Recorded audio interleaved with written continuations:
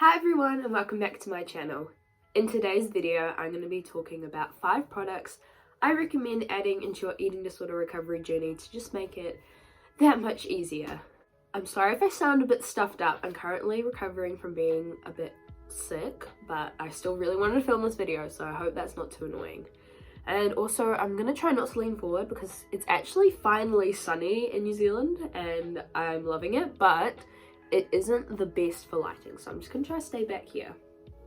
I'm just going to put a disclaimer here to say that obviously there's no product that I can recommend that's going to heal you or make you recover like in 2 days. Like, it's a hard, exhausting process, and I know that no one wants to hear that, but that's the reality.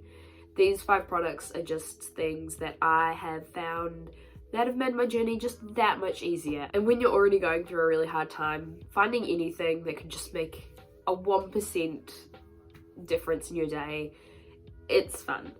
So this video is just going to be obviously a bit lighthearted. It's not going to be super deep and I understand that you do not need all these materialistic things in your recovery, but if you're just wanting a couple tips or things you could just add to try and make it a little bit easier, here are some recommendations. Okay, and with that said, we can get started. First up, I'm recommending something. If you follow me on Instagram at elladaisey, I wear mine all the time, but I've got to recommend it. It's incredible. First up is an hoodie. Okay, why do you need an hoodie? There are a few reasons, but first and foremost, I think they're amazing for when you're just having bad body image. It's literally just like a blanket you could wear and it's incredible. You don't have to see the shape of your body or your changing body, and because it's so big, it's going to fit you like no matter what. So I just love wearing mine, especially just walking around the house or like in the morning going to brush my teeth and there's the mirror there and I don't really want to look at myself, but I don't have to when I'm wearing my hoodie. It just makes you feel safe and secure, and you don't really worry about what you're looking like because you're just covered up in this, and I think it's really good for that. Also, not everyone will experience this, but if you did have any physical side effects from your eating disorder, one of them might be being really cold, and I found this is really helpful for keeping warm if you need to keep warm because it is nice and fluffy inside.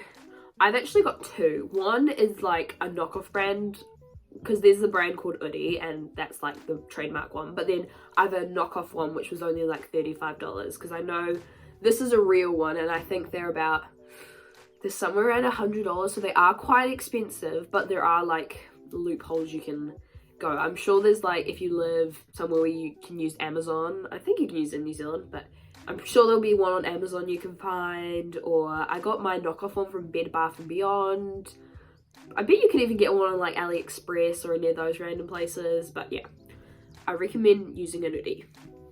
Following up from that, on the topic of like items of clothing, I would also recommend investing in like a really nice outfit. Something that you can put on when you're just having a bad day and you feel like bloated and you feel like your body doesn't look great and you're just feeling self-conscious and just not happy with yourself. Just having like a go-to outfit. It can be super simple, literally just jeans and a tank top, or leggings and a hoodie, just something that you can put on and that you really like wearing. I find that has been really helpful, and I've spoken to others and they find it helpful just having a go-to outfit.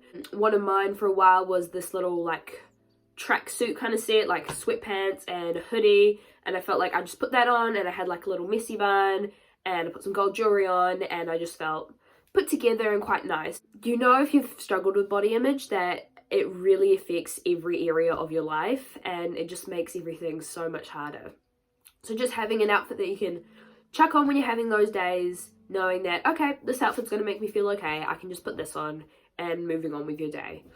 So it doesn't even have to be expensive, just getting something that you like. And you could already have it in your cupboard anyway, but that is a recommendation. If you do want to go out and buy one, I know shopping is quite hard, so definitely take a friend or a family member with you to help you out. Don't focus on sizes. Sizes are irrelevant. It drives me mad, but literally every single shop sizing is different, and even in the same shop their sizes differ. You can get a size small and a medium and they'll be completely different, like, or two smalls from different brands and they'll be the same. And it's not a reflection of you. Sizes mean absolutely nothing. You don't need to worry about that, but I know that can be hard. A tip for shopping I find is, if you are thinking you might be in between two sizes, get like the size you think and then a bigger size, and try the bigger size on first, because that way you don't have to try and, if you put on the smaller size and it's a bit squishy or doesn't fit well, then I know personally that really triggers me. So if I just put on the bigger size first, I'm like, okay, this fits, I'm just like, okay, not even trying the smaller one, don't even think about that, like, I've got this size. Next up is a journal. I started journaling when a family friend came to see me and I was quite unwell. She gave me a journal and she just said it was there if I wanted to write, no pressure, but it was there. And from that day, I think about 3 years ago now, I've journaled almost every single day. Like, obviously there's days I don't, but I journal pretty much every single day, and I found that really helpful in my recovery journey. I find it helpful just to reflect on the day. Like, at the end of the day, you can like reflect on how the day went, and I find that useful because a lot of the time when I look back and I see the days that I didn't have a great day, it was all the days that I was restricting or listening to my eating disorder, and the days that I had a good day were the days that I actively was challenging myself. It's also a good way to keep yourself accountable for things. If you don't have anyone you feel comfortable talking to, just journaling and keeping yourself accountable in your book. It's a nice thing just to add to your routine. And obviously you can journal any way you feel you want to. There are no rules or instructions. It's just paper and you can use that however you want. You can always go on Pinterest and like Google some journaling inspo. But some things I would recommend are doing like a recount of your day, setting goals, saying what you're grateful for, writing down affirmations, and just keeping track of your recovery process. So I would really recommend journaling. It can be so cheap. You can go to the $2 shop and get a really cheap journal. It doesn't have to be fancy, and yeah, I think it's a great thing to add into your routine. Next up is less of a product, more of a tool you can use, and that is YouTube. I found YouTube to be such a big help in my recovery journey so far.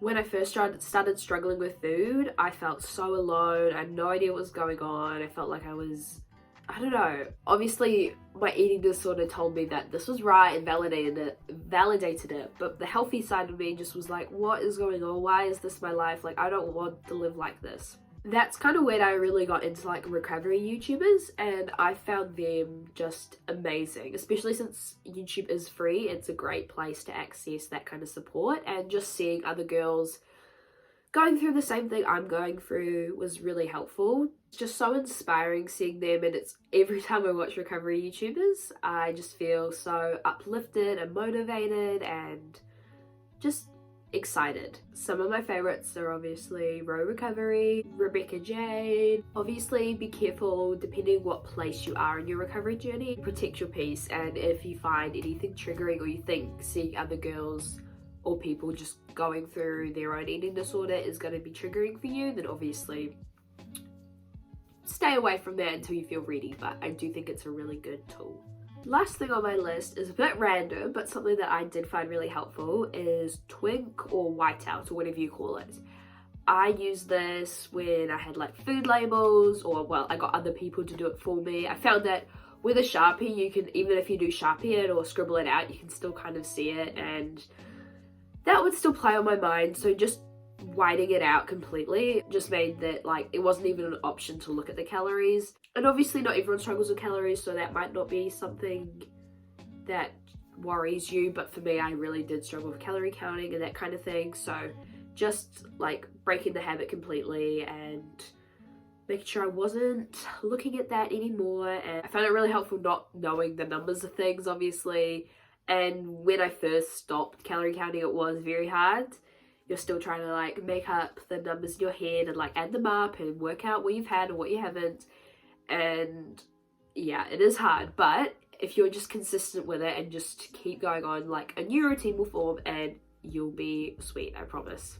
Now, on to 5 things you need to get rid of in your recovery. Number 1 is a mirror in your bedroom. For me, having a mirror was a huge trigger. I would body check every hour, honestly. Like, I would just make sure that I looked like this or how I was looking and just pick apart myself. So when I really committed to recovery, the first thing that went was my mirror. I was like, nope, we're not having this anymore. And obviously we still have mirrors like in the bathroom and stuff, but whenever I would go in there to like have a shower or anything, I would always put a towel up so I wouldn't have to see myself, because I found that really triggering, and not seeing yourself is just amazing. I found it really, really, really helpful, and I would definitely recommend it for you.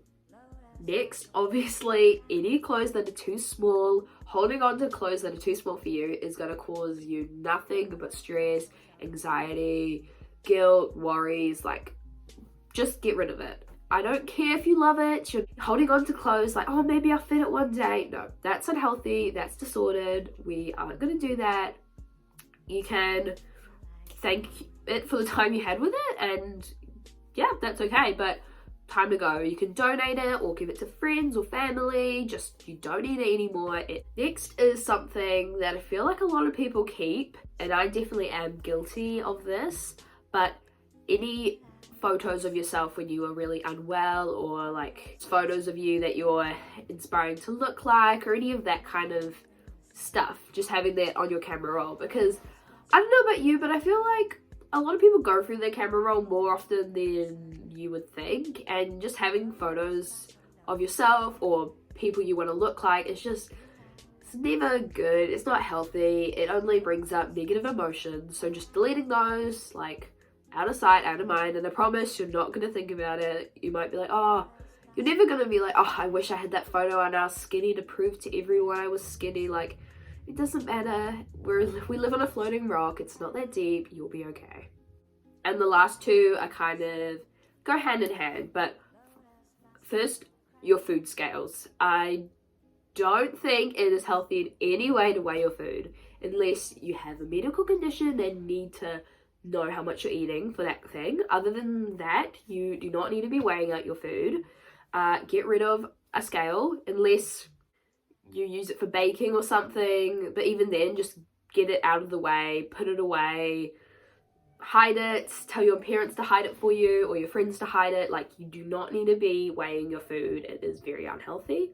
And then as well as like a scale, a human scale to weigh yourself. I know a lot of people struggle with knowing their weight, and that was a massive thing for me. It was just the number controlled me and consumed me. So for me, my parents made the decision for me to be blind weighed, and at first I was very against it because I wanted to be in control and I wanted to know my weight. But as it went on for a couple months of being blind weighed, I realized how much freer I felt. Obviously there was the stress of like, oh my god, what if I am over this certain weight or whatever. But, you know, ignorance is bliss. If you don't know the number, like, it can't affect you and it doesn't matter. A lot of people message me saying like, oh, I just had my like weigh-in day and I'm up like this much and I feel awful about it. And it's like, you are the same person you were before you got weighed, and you're the same person after. You haven't suddenly like gained lots of weight, and before you get weighed you feel, yeah, okay. And then once you get weighed and you know your number, that's when you feel like shit. So yeah, I would definitely recommend not weighing yourself, getting rid of your scales completely. I don't think anyone needs them in their house, unless again it is a medical reason, but I don't think you need them. I hope this helps, and like I said, this is obviously like lighthearted, and at the end of the day, recovery comes down to you and your mindset and people around you. Products aren't going to make or break your recovery. I think the products I've recommended will hopefully help make your recovery journey a bit easier, and I hope that the products I told you to get rid of, I know for a fact that they will help you and ease a bit out of your mind. I'm sending you all so much love, and you've got this, you can do this, you are amazing, and I'll see you next time. Bye. Mwah.